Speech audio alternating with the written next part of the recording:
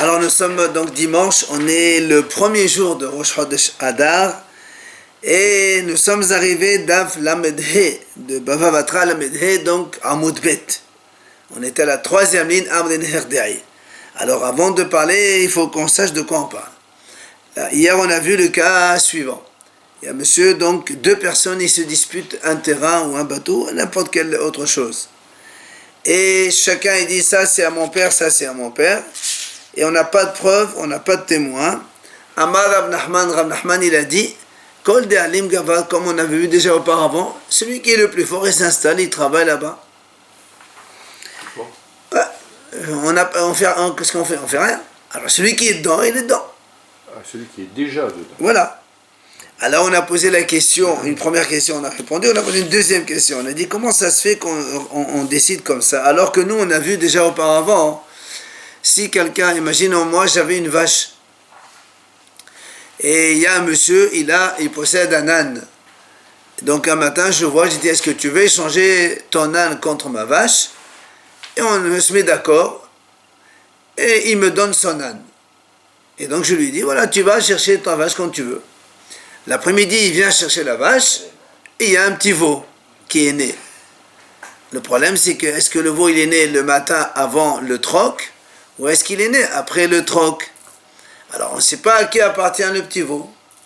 Et là-bas, chacun dit, non, moi, l'autre, le propriétaire de la vache, il dit, non, le veau, il est né ce matin à 4 h du matin, avant qu'on fasse le troc à 9 h. L'autre dit, non, c'est pas vrai, le veau, il est né l'après-midi, alors que j'ai déjà pris la vache. Il pouvait le savoir qu'il allait... On ne le sait pas. Alors, l'Agma dit, qu'est-ce qu'on fait dans ces cas-là? Là-bas, on a dit, justement, quand on ne sait pas à qui ça appartient, on partage moitié-moitié. Alors l'Agma a posé la question, pourquoi on ne fait pas la même chose ici? Pourquoi ici tu me dis, celui qui est le plus fort il prend? Là-bas aussi on aurait pu dire, le plus fort il prend. Là-bas tu as dit non, il partage moitié-moitié. Ben là si on partage moitié-moitié, pourquoi cette différence? On coupe en deux. Très bien. L'Agmara répond, c'est pas du tout la même chose. Pourquoi? On a répondu hier que chez nous ici, dans le cas de la vache et l'âne, chacun, il peut prétendre que la vache lui appartient. Puisque c'est vrai, la vache, elle appartenait au premier, et après, elle appartenait au second. Et l'âne aussi, il appartenait à l'un. Donc chacun, il peut dire, c'est à moi, c'est à moi. Donc c'est pour ça qu'on ne peut pas pencher vers l'un ou vers l'autre. Mais dans le cas du terrain, comme ils se disputent le terrain, personne ne peut dire, c'est à moi et c'est à l'autre. C'est ou l'un ou c'est à l'autre, c'est pas aux deux. Alors comme ça ne peut pas être aux deux, c'est pour ça que les Hachamim m'ont dit, dans ce cas-là, Rav Nachman il a dit celui qui est donc le plus fort il prend. Voilà donc ce qu'on a dit hier soir. Maintenant ils viennent Herdei, ils disent Hachamim de là-bas, ils disent comme ça. Donc on imagine ce terrain que tous les deux, donc il y a deux messieurs qui se disputent, chacun dit à moi et à moi. Ils disent Hachamim im ba'ehad min ashur ve'yahzir ba en motze notamedo. Si maintenant tous les deux ils étaient en train de se disputer, il vient un troisième, il s'installe dedans. Carrément, de l'extérieur, il dit voilà, c'est à moi, puisque vous disputez, vous, allez-y. Alors, on lui laisse le terrain. Au troisième. Et au troisième. Pourquoi il dit parce que Rabbi Hiya, il a dit déjà, donc il a enseigné que un gazlan, quand il vole à plusieurs personnes à la fois, un voleur qui vole à plusieurs personnes, eh bien, il ne s'appelle pas gazlan. C'est-à-dire, on ne peut pas l'obliger à rembourser quand quelqu'un il vole à plusieurs personnes. Il ne peut pas rembourser. Alors, il ne s'appelle pas un voleur, il dit Rabbi Hiya. Donc, il se garde le terrain. Alors, il vient à Ravashi Amar, Ravashi lui dit non, pas comme ça. Léolam shemé gazlan. Évidemment, Ravashi dit c'est sûr que il faut le sortir de là-bas parce que c'est quand même un voleur. Il vient prendre une propriété qui appartient à l'un ou à l'autre, parce que les deux, chacun, il prétend c'est à mon père, c'est à mon père. Mais, alors pourquoi tu dis qu'il ne s'appelle pas Gazlan? C'est pas pour être cool avec eux, au contraire, c'est pour être plus sévère. Pourquoi? Un Gazlan, normalement, quand il vole chez un, le jour il fait tchouva, il rembourse. Mais quand tu voles chez 50, tu ne pourras jamais rembourser, parce que tu ne sais pas à qui tu as volé. Et donc, il n'y a pas de takana. C'est vrai, on a dit auparavant, on a déjà dit ça, quand quelqu'un il a volé à plusieurs, il fait avec des choses collectives. il construit des synagogues, il achète des livres, c'est public, quelque chose de public. Mais ça ne s'appelle pas rembourser, donc mamash comme il faut. Donc c'est pour ça, en fait, voilà, il n'est pas quitte. Donc celui-là aussi c'est pareil. C'est quand il a dit Rabbi Hanina Gazan chez le Rabbim, ça s'appelle pas Gazan, c'est pas qu'il s'appelle pas Gazan, ça s'appelle un Gazan, mais il ne peut pas faire teshuva comme il se doit de Mais il y a faire. quand même des obligations. Absolument. Alors, après on a vu dans la Mishnah, Hazakatan Shalosh Shanim Miyom Liyom V'chule. Rappelez-vous, on a parlé de la Hazaka. Déjà, on a dit quand il y a un monsieur qui est dans un terrain 3 ans, de jour en jour, c'est-à-dire il faut que ce soit de 3 ans plein, ça c'est la première idée, premier avis de Haramim. Alors, c'est ça la Hazaka, il lui dit qu'est-ce que tu fais là? Il dit donc c'est toi qui me l'as vendu. Où il est ton shtar? Il lui dit j'ai perdu, mais ça fait 3 ans que j'ai des témoins comme quand je suis là. On a dit c'est bon, il est à lui. Alors maintenant le Gemara dit Amar Rabbi Abba, il dit à Rabbi Abba, Idali le ehu goufe sana defere le etan havi hazaka. La Gemara dit, imaginons, il y a un monsieur qui travaille dans un terrain.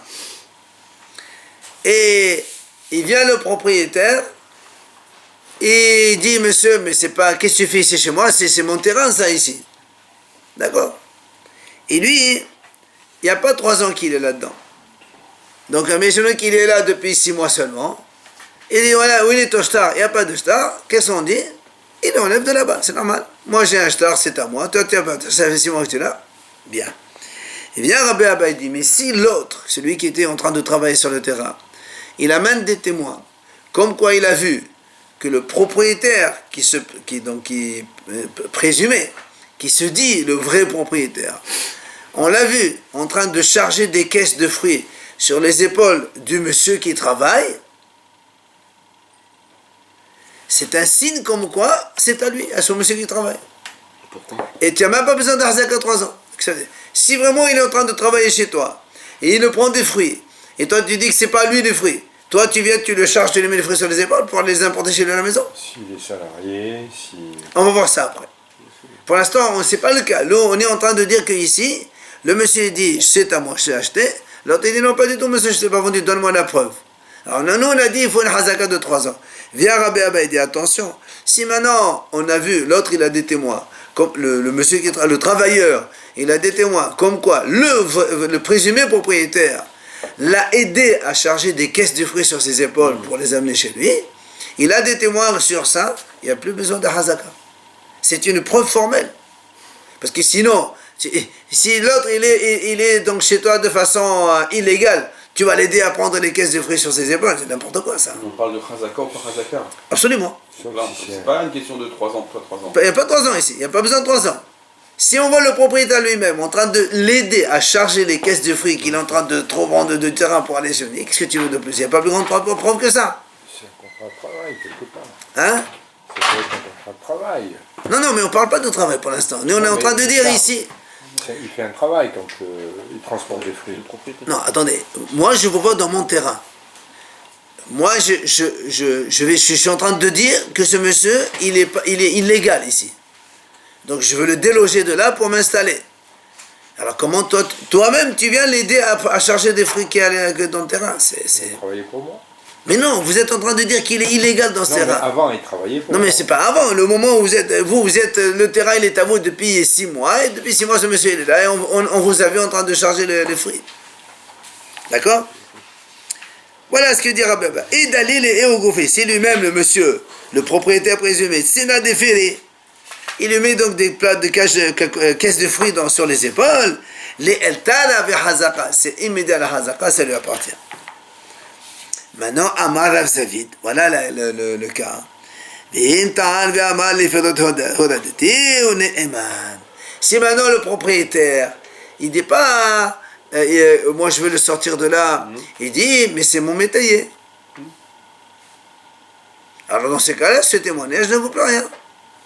On lui dit, monsieur, c'est bon, c'est à toi le terrain. Donc, l'autre, il a apporté des preuves comme quoi il a aidé à charger des frais sur ses épaules. Il dit, bien sûr, c'est mon ouvrier, je l'aide. Et il dit, et cette argumentation ne marche que quand on est dans les 3 premières années. Parce que si il dit pendant les 3 premières années, c'est mon ouvrier, c'est mon métayer, d'accord, on le croit. Mais si après 3 ans, ça marche plus ça. Parce qu'après 3 ans, il y a le hazaka de 3 ans. Même si monsieur il est là-bas pendant 3 ans, tu ne peux pas dire après 3 ans, je l'ai aidé à prendre les fruits parce que c'est mon ouvrier. Mais tu sais très bien que quand quelqu'un il est installé 3 ans dans un terrain, d'accord, même s'il n'a pas de shtar. Le métayer peut avoir un contrat de 6 ans, on partage. Alors c'est ce que la Gemara va tout de suite après. Amal et Ravaché, les Ravkana et les Falahate Maya Wala les Mervad. Alors Ravaché dit justement voilà, ici quelqu'un il a pris un métayer pour 10 ans de travail. Alors comment il fait? Alors après 3 ans, l'autre dit ça c'est à moi. Comment ça se passe? Comment il faut procéder dans ces cas-là? Amalé, il lui a dit, bien sûr, il est marouillé. Il dit, bien sûr, mais on peut très bien prendre un métayer pour 10 ans ou plus que 3 ans. Mais ce qu'il fallait faire, c'est avant les 3 ans, mettre devant 2 témoins une réclamation. Vous savez que ce monsieur, il n'est pas ici chez lui. Il est mon ouvrier. Une fois que tu le fais pendant 3 ans, comment ça y est. Et l'agma a dit, et la témachi. Parce que sinon, si on dit que cette histoire ne marche pas comme ça, il y a un gros problème. C'est quoi le gros problème? C'est un mashkanta des soura. Vous vous rappelez, on a parlé de la mashkanta des soura. C'est-à-dire, moi, je prête, par exemple, 10 000 à quelqu'un, 10 000 euros, et lui, il n'a pas d'argent. Il me dit, voilà, moi, j'ai un terrain, je te laisse travailler pendant, par exemple, le terrain, il fait 1 000 euros à peu près par an, pendant 10 ans. Et à la fin de 10 ans, tu me rends mon terrain, et ça y est, la dette, elle est remboursée. On a dit ça marche, c'est ce qu'on appelle mashkanta des soura. Alors, l'agma a dit, dans ces cas-là, imaginons que le malvé, moi le prêteur, puisque je suis 10 ans, je suis là-dedans. Ok, comment ça se passe? Moi, je lui prête 10 000. Lui, il me laisse le terrain. Il faut un contrat. Et je marque dans le contrat, moi, le prêteur, donc, atteste que M. Réhouven, l'emprunteur, il m'a laissé ce terrain pour 10 ans. Et en échange, après 10 ans, je lui rends le terrain. Et la dette, elle est donc épuisée, c'est terminé. Et moi, je garde ça chez moi, puisque c'est moi qui ai donné l'argent. Ok? Alors, il m'a dit, imaginons-moi, après 10 ans, je cache le papier. Il vient, le monsieur me dit, oh, tu me rends mon terrain? Je dis, monsieur, mais ça fait plus de 3 ans que je suis ici, moi. C'est à moi le terrain. Tu me l'as vendu. Toi, tu sors Alors, le papier. C'est moi le papier qu'il a. Je ne le sors pas, au contraire. Tu caches le papier. Justement, moi, je cache le papier. Ah, pour dire d'accord. Et je lui ai dit, voilà, monsieur, ça fait 3 ans que je suis là. Hey, d'où tu viens, toi? Et ça, c'est les hachamim qui l'ont fait. Hein, comment les hachamim, ils font des choses tordues. Ça, c'est hachamim, parce qu'un des soras, c'est une takalat hachamim. Alors, c'est ce qu'il dit là, moi. Et dit la témaché, car si tu dis pas ça, hané mashkanta des soras, donc ce fameux contrat de épuisement de la dette en fonction du nombre d'années de travail là-dedans. Là-bas on écrit Bimeslam Shenaya Elin, à la fin de ces années-là, donc X années selon la dette, etc. Tepok Arada Belo Kesef. Cette terre, elle sort sans argent, c'est-à-dire l'emprunteur récupère son terrain et il ne doit plus rien. Alors là, m'a dit et Kavi, c'est l'ashtab. Donc si maintenant le malvé, le prêteur, il retient, il cache le contrat de la mashkanta, il dit non monsieur tu me l'as vendu, ça fait 10 ans que je suis là-dessus. Alors on va le croire. Mais ils vendent des choses comme ça que ça peut amener à la perte de l'emprunteur, c'est pas possible. Haramim ne peut pas faire ce genre de choses. 3 exemplaires. Il l'a perdu. Non, si on en fait 3. Même, je me dis, à qui tu donnes le 3e? L'emprunteur, le prêteur et un digne quelqu'un. Vous croyez que les gens n'ont que ça à faire? Alors, c'est pour ça que l'Agma a dit donc, c'est quoi la solution dans ces cas-là? C'est comme on l'a dit maintenant. Dans les 3 ans, le prêteur, l'emprunteur, avec 2 témoins, ils ont dit, monsieur, voilà, sachez que lui, c'est pas lui le terrain. Il m'a juste prêté de l'argent, il est en train de travailler, manger le nombre d'années qu'il faut. Dans les 3 ans, il fait une fois, c'est terminé. Donc chez nous aussi, c'est la même chose. Il fait ce qu'on appelle mar'a. Oui, c'est comme ça ce qu'il faut. C'est ce qu'on est en train de dire chez nous aussi. Quand quelqu'un nous on a dit que tu amènes quelqu'un travailler chez toi dans le métayer pendant X années, alors après il va te dire tu me l'as vendu. Non. Dans les 3 premières années que tu l'as amené à travailler dans le terrain, tu fais devant 2 témoins, un papier, voilà. J'ai j'ai réclamé devant 2 témoins, comme quoi ce monsieur il n'est pas là, je sais pas chez lui, il est en train de travailler, c'est mon ouvrier pour un année.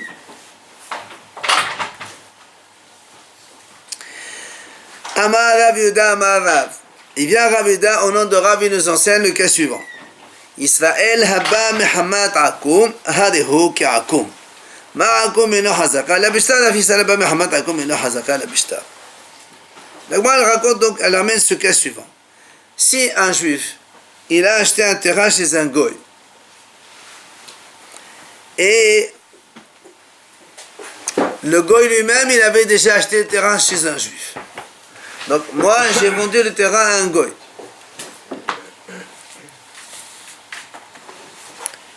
D'accord? Donc tout le monde sait que le terrain il m'appartient. Après, j'ai vendu à un goy. Et le goy, il est resté là-bas 3 ans ou plus. Après, un juif, il a acheté le terrain chez le goy. Alors, le juif aussi, il a mangé 3 ans. Moi, je viens derrière. Je lui dis, monsieur, c'est mon terrain. Mais c'est pas ton terrain. Attends. Moi, je dis, c'est mon terrain. Lui, il me dit, mais attends, j'ai acheté chez le goy il a acheté chez toi. Hachamim me disent, on ne le croit pas. Pourquoi on ne le croit pas? Parce que de la même façon qu'un goy, il n'a pas de hazaka. Chez les goyim, il n'y a pas de hazaka. Même s'il reste 3 ans. Tant qu'il n'a pas de papier, c'est pas à lui. Donc, comme lui, il a acheté chez le goy, alors il n'y a pas de hazaka non plus. Ce qui est dit ici, c'est comme le goy. Le juif qui achète un terrain chez un goy sans papier, c'est-à-dire que le goy n'a pas le contrat de vente, alors il n'a pas de hazaka comme le goy. Nous on a dit jusqu'à présent, quand un juif il a vendu un terrain à un autre juif, après 3 ans, le juif il peut prétendre que c'est lui, hazaka 3 ans, ça marche. Chez un goy ça marche pas ça. Ou il a le shtar, ou il n'a pas le shtar, il s'en va. Alors c'est pour ça qu'on dit maintenant, que si maintenant l'Israël il te dit, moi j'ai acheté chez le goy, et il te dit, mais le goy, il a acheté chez toi, et le goy, il dit devant tout le monde, il a acheté chez toi, mais il n'a pas le shtar. D'Agmar a dit, il vient Rav dans le nom de Rav, il dit, ça ne marche pas. Le goy n'a de hazaka qu'avec un shtar. Donc, comme toi, tu as acheté chez le goy sans shtar, parce que lui, le goy, il a perdu son shtar, par exemple, ou il n'a pas de shtar, même si le goy, il est resté là-bas 3 ans, ça ne marche pas. Donc, comme le goy il n'a pas de hazaka qu'avec un shtar, le nombre d'années qui reste ça compte pas du tout. Alors même l'Israël qui vient donc d'un goy, il a acheté chez un goy, ça ne marche qu'avec un contrat seulement. Amar Rava, maintenant Rava il met une nuance, il dit Vi Amar Israël les Didi Amal et Akum de Menar Zavna. Meheman. C'est maintenant le juif, il lui dit, et le goy m'a certifié qu'il a acheté chez toi. Alors, il dit, on le croit. Donc le juif, il dit au premier juif, moi le goy, il m'a certifié qu'il a acheté chez toi. Alors il a dit, l'Agma dit, mais on le croit. Alors l'Agma, elle s'étonne. Elle dit, comment? Je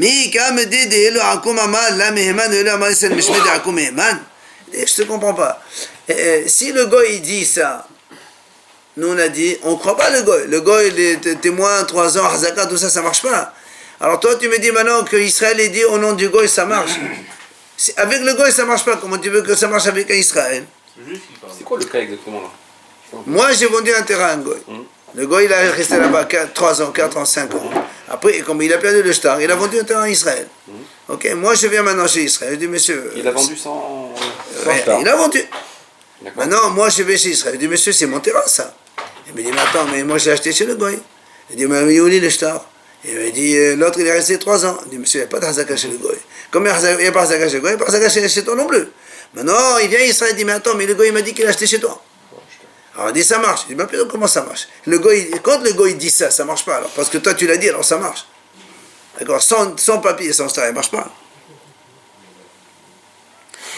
Et là, Amar Rava. C'est pour ça que Rava il rectifie, il dit Et Amar Israël, Kami Didi Zavna Akum Menach, Vezavna Neli, Meheman, Megode, Bae, Amar Anas Ventamnach.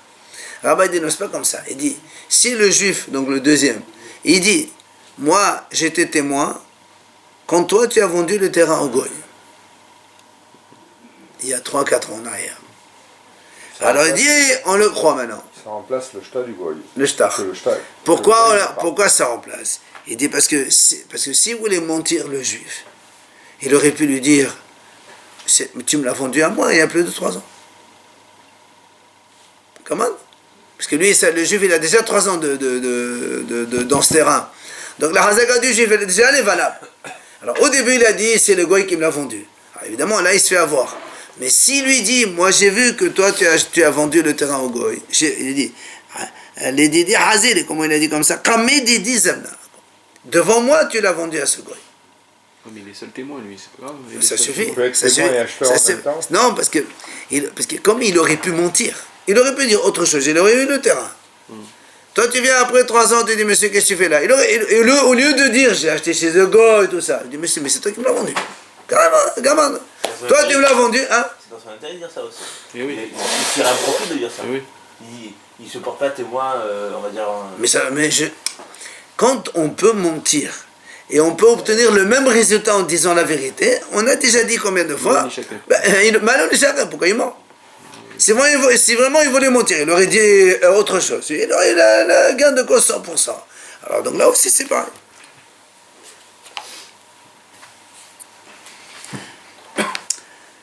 Amar Rav Yehuda, encore un autre enseignement, Rav Yehuda il dit, ça c'est on a vu cette histoire-là, Haïman dinakit magala v'tubalia, Amar izil exera l'idgla d'iflania de seventim, ne meheman, la hasif finish le masad d'agla de là ou de.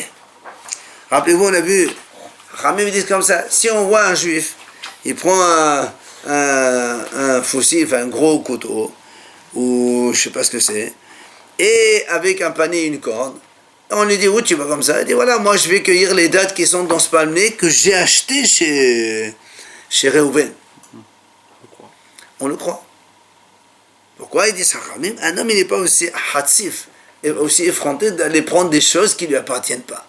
S'il l'a dit, c'est que c'est vrai.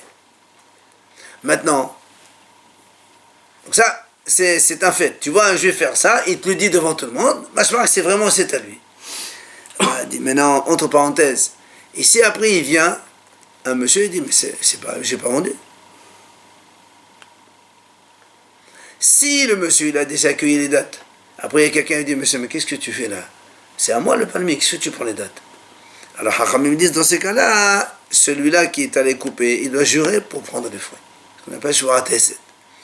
Mais si le vrai propriétaire, il s'oppose à lui avant qu'il coupe, alors il ne peut pas couper. Donc on n'a pas mis au clair cette histoire. C'est évident. Quelqu'un il ne peut pas dire c'est mon arbre, c'est mon truc. Monsieur, apporte des preuves. Mais quand on le voit donc déjà a priori, on le laisse faire. Parce que de façon générale, les gens ils ne sont pas aussi effrontés de charim comme ça d'aller prendre chez les autres. Alors que ce n'est pas eux, c'est pas possible. Alors, on dit comme ça.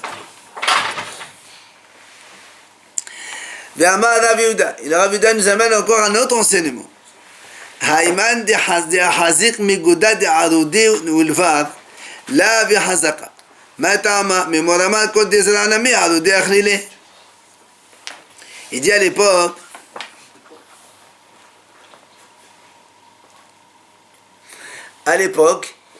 il y avait les gens, il y avait des bêtes sauvages qui venaient manger dans les champs.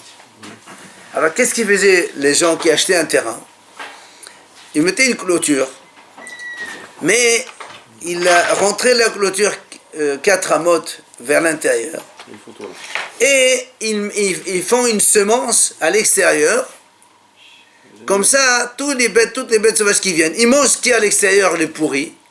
Et au moins, ils ne rentrent pas dans le vrai terrain. Ok? Donc c'est son terrain, mais c'est sauvage, il le sème pour qu'il y ait de quoi manger pour les bêtes sauvages, et comme ça, moi, il laisse son terrain tranquille. À l'intérieur? Oui, non. Ça, au lieu de mettre la clôture ici, ça c'est son domaine. Par exemple, la Gemara, c'est son domaine. Il rentre 4 amotes dedans, il fait la clôture, et il sème ici. sur les bordures Extérieur. de l'extérieur. C'est à lui. Ah oui, d'accord. Mais pourquoi il fait ça?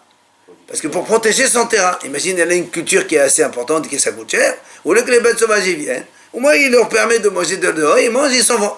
Bien. Si maintenant il vient quelqu'un, il amène des témoins comme quoi ça fait 3 ans qu'il est en train de planter dans ce carré-là, extérieur au terrain. Ça veut dire que le terrain Est-ce que le terrain est à lui? Alors il dit, c'est lui qui est mahazek megoda de arode ou le va. Donc le côté extérieur, qu'on a dit, donc réservé pour les bêtes sauvages. La have hazaka. Ça marche pas la hazaka. Pourquoi? Pourquoi il a Parce fait ça, lui? Hein? Pourquoi il a fait ça pour essayer de... Imaginons qu'il veut prendre le terrain. Maintenant, quelle est la raison? Parce que l'autre, Mimorama, parce que le monsieur, le vrai propriétaire, qu'est-ce qu'il va dire? Il dit, moi, moi, je me disais, de toute façon, tu sais pourquoi je n'ai pas grondé, je n'ai pas rouspété? Parce que je me dis, de toute façon, ça sert à rien, parce que celui-là, il sème pour les animaux. Ah, j'ai rien à faire, c'est pas mon problème. C'est pas que quelqu'un il cultive dans son terrain et qu'il mange dans son terrain. Là, il faut respecter, il faut faire une réprobation pardon, devant deux témoins. Mais là, l'autre, il te dit, monsieur, moi, ça ne m'intéresse pas, il fait ce qu'il veut. De toute façon, il ne mange rien de ça. Alors, donc, du coup, la hazaka n'est pas valable. D'accord? Ve'amar Rav Yehuda. Encore un autre enseignement de Rav Yehuda. Achala orla ina hazaka. Nous, on a dit que hazaka, c'est 3 ans. Si, imaginons, quelqu'un il a apporté des témoins comme quoi il a fait hazaka de 3 ans, mais dans les 3 ans, il y avait 1 an de orla, par exemple. C'est-à-dire, ça fait les 3 premières années, quand on plante un arbre, les 3 premières années, c'est orla, on n'a pas le droit de manger. Et, imaginons, moi j'ai planté un terrain en 5775. Ok? Donc 75, 76, 77, 3 ans, c'est assuré de manger les fruits. Bien. Donc 15, 16, 17, 18, 19. En 79, il y a un monsieur, il m'apporte des témoins, comme quoi ça fait 3 ans qu'il est dans ce terrain. 77, 78, 79. Avec un an d'orla. Avec une année d'or là-dedans. Eh bien ça compte pas. Parce que comme une année d'or là, on n'a pas le droit de consommer les fruits. Moi je dis, mais de toute façon, même si tu es là-bas, tu ne manges pas les fruits, c'est comme si tu n'étais pas là-bas. Tu as fait que 2 ans, alors ça ne marche pas. Quand on est sur le terrain, c'est pour le travailler ou c'est pas forcément pour... C'est quoi la hazaka? C'est que tu travailles, tu manges. Parce que on va voir un cas maintenant, il va te montrer que c'est pas stam rester photo. C'est 3 ans dedans, c'est 3 ans dedans. Dedans, de quoi dedans? Si c'est une maison pour habiter, je veux bien. Mais c'est pour un terrain. Si tu plantes pas le terrain, ça ne veut pas dire que tu es dedans. Je mange pas. Mais alors que tu tournes rond dans le terrain. Je prépare pour les 2. Non, on prépare chaque année, on prépare pour l'année. Pourquoi tu vas pas l'année prochaine? On ne prépare rien pour l'année prochaine. Et toute heure là, c'est pas possible. Il y a bien sur un terrain une partie qui n'est pas en Pourquoi? Quand on plante quelqu'un il achète un terrain, il fait une plantation, c'est normal. Ça peut arriver, c'est pas un problème. Tanya Nami Achi, il y a une braïta d'ailleurs qui vient soutenir ce qu'il a dit Rav Yehuda. Achala orla shevi'it vekilaim et hazaka. Il dit, si quelqu'un il a mangé, et dans les 3 ans il y a une année d'orla, ou bien même une shevi'it, imagine la shmita dedans. Imagine la shmita, la 7e année, où personne, moi je vois quelqu'un dans mon terrain, je ne peux pas lui dire sur dehors, la shevi'it, je m'étais là, on a vu hier dans la paracha. 7e année, hein? C'est comme de l'orla, non? C'est 1 an passé, 2e année plus tard. Ah oui, mais ça compte. Non, là, ça compte. Ça fait partie des 3 années.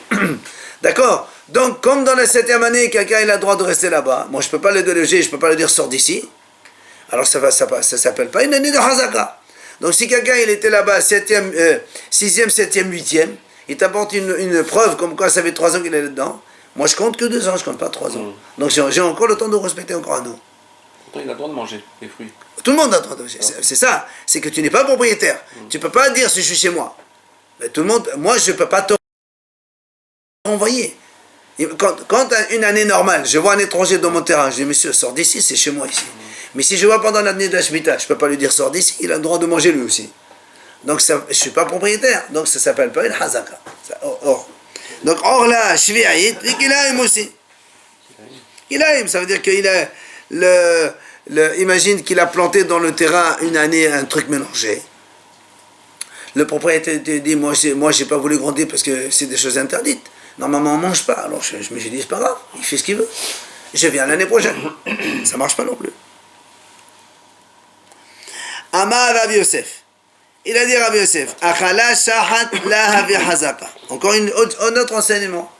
Dans les 3 ans, imagine quelqu'un, il a planté le terrain, ce qu'on appelle shahat. Shahat, c'est la nourriture des animaux. C'est-à-dire, il plante, il sème du blé, par exemple, ou de l'orge, et quand ça pousse un petit peu, c'est pas, il n'attend pas que ça se fasse des épis de blé pour nous. Ça pousse un petit peu, hop, il moissonne tout pour donner à manger aux animaux. Et c'est comme ça qu'ils font. Alors il dit, si un monsieur il apporte des témoins comme quoi il a fait ça pendant 3 ans, ça s'appelle pas hazaka. Pourquoi? Parce que le type il peut lui dire, c'est vrai tu as fait ça, mais tu as bien vu la preuve, c'est que tu as peur. Tu laisses pas la culture terminer. Tu as peur de moi. Alors qu'est-ce que tu fais? Tu prends vite, tu te... Alors, la Pour les animaux. Hein? Je coupe parce que je donne... Ouais, mais tu fais pas 3 ans pour les animaux. C'est un argument qu'on te donne. Un argument qu'on te donne. Monsieur, non. Quelqu'un il se fatigue dans un champ, c'est pas pour donner à manger aux animaux. Il y a quand même fatigue et tout ça et tout ça. Alors il vient seulement, Rava, il dit justement, il dit ici on est dans le quartier de Mhouza, là-bas c'était les riches. Donc les riches ils avaient beaucoup d'animaux. Donc, c'est un business de voilà, et c'est un business, c'est pour eux, pour leurs animaux. Alors là-bas ça marche. Parce que là-bas c'est fréquent, c'est courant que les gens ils font un champ entier pour les animaux. C'est des riches. Alors s'il est là-bas, oui ça marche. Tu vois que... Il ne peut pas le faire pour le riche. Non, parce que là, non, on est en train de parler que chacun dit c'est le mien, c'est mon terrain, c'est le problème de la propriété de la chose. Amar Rav Nachman, Taftiha la vihazaka. C'est quoi Taftiha? Il dit Rav Nachman comme ça, une terre, Rashi il explique, il dit Petuha umlea. C'est-à-dire c'est une terre non cultivable. Elle est pleine de fentes, de trucs. C'est pas un terrain cultivable. Voilà. Alors il dit, là, hazaka. C'est pas une hazaka. Quelqu'un il apporte une preuve comme quoi 3 ans il était dedans. C'est pas une hazaka. Pourquoi? Parce que le propriétaire dit, monsieur, moi je savais que ce terrain il vaut 0. Alors c'est pour ça que je voulais pas. Mais même s'il travaille dedans, moi je dis, voilà, je laisse, m'en fous. De toute façon, il ne produit rien. Alors c'est pour ça que j'ai pas pris la peine de faire ça. Mais c'est à moi. Donc c'est pour ça que la hazaka de l'autre, ça marche pas.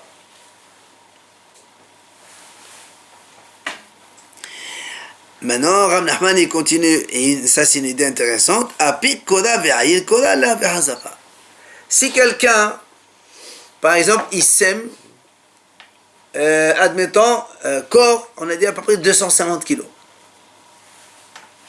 Et il récolte 250 kilos. Exactement la même chose qu'il a mis.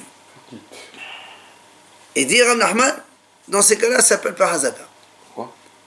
Parce que un champ que tu mets 250 et tu récupères 250 à la fin, tu n'as rien gagné dans l'affaire. Tu as travaillé toute l'année pour rien. Tu n'as pas gagné. Eh oui.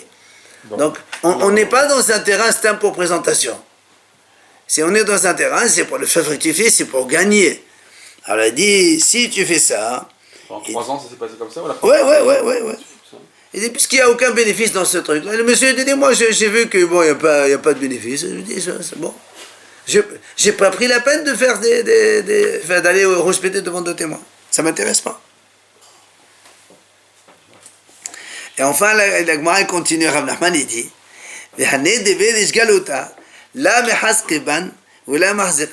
il dit, les gens du Rish Galuta, c'est le grand rave de la ville à l'époque, le grand rave de Babel, Rish Galuta. C'est la sommité, quoi. Alors il dit cela, la mahaskeban. S'ils viennent, quelqu'un de la famille de ce rabbin, il vient dans un terrain d'un autre juif, même s'il reste là-bas 3, 4, 5 ans, il n'y a pas de hazaka pour lui. Pourquoi? Il dit parce que ce sont des gens qui sont puissants, et les gens, ils ont peur de les gronder.